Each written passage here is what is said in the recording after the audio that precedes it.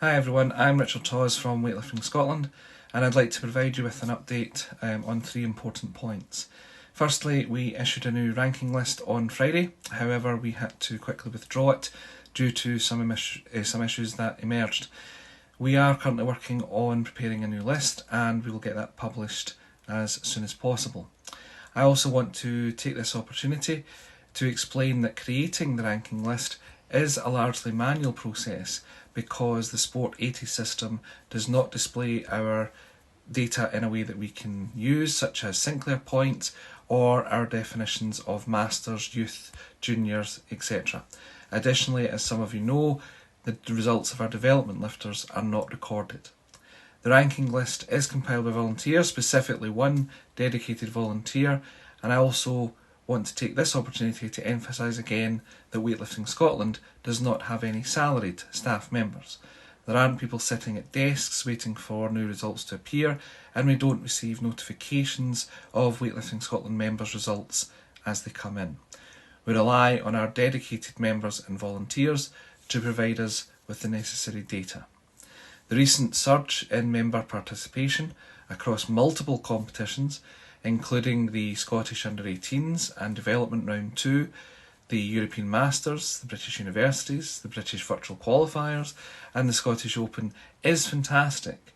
However, it has highlighted some of the challenges in collating the data effectively and within a short time frame.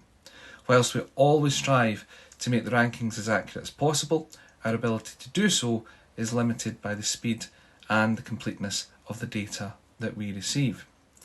So please ensure that your data and lifts have been recorded onto the Sport 80 system, as we can only recognise what is documented there. Now this brings me to another important point. In order for Weightlifting Scotland to access your Sport 80 account, it is crucial that your region is set as Scotland.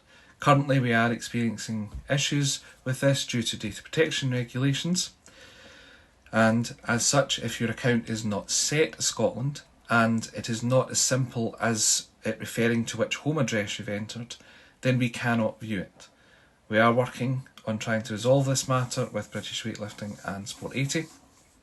However, it is a complex process and it will take time to implement.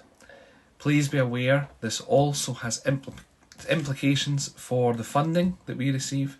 If you are not listed as Scotland, then technically you're not counted as a Weightlifting Scotland member, which affects our ability to report our membership numbers to external agencies.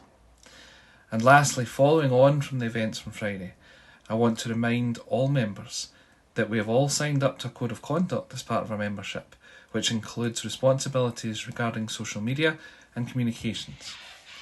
Now, whilst the directors of Weightlifting Scotland accept their responsibilities and we are open to criticism and feedback, it is important for all members to adhere to the code of conduct.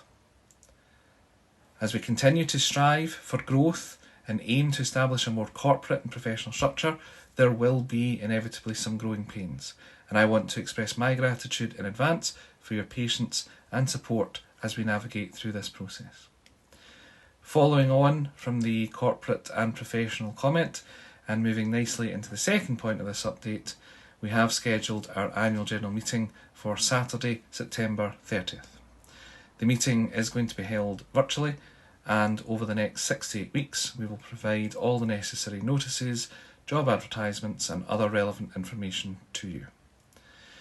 The third and last point, you will now be aware that the British Masters and the British Open competitions will be held in Glasgow on October 21st and 22nd.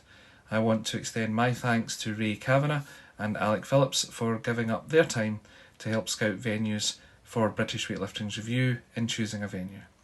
It will be a great opportunity for us to showcase our support for these competitions, and I hope that we can provide them with as much assistance as possible. So that concludes my update for now. As always, please feel free to get in touch via chair@weightliftingscotland.com or through our social media channels. Together, we will continue to grow the sport of weightlifting in Scotland. Thank you.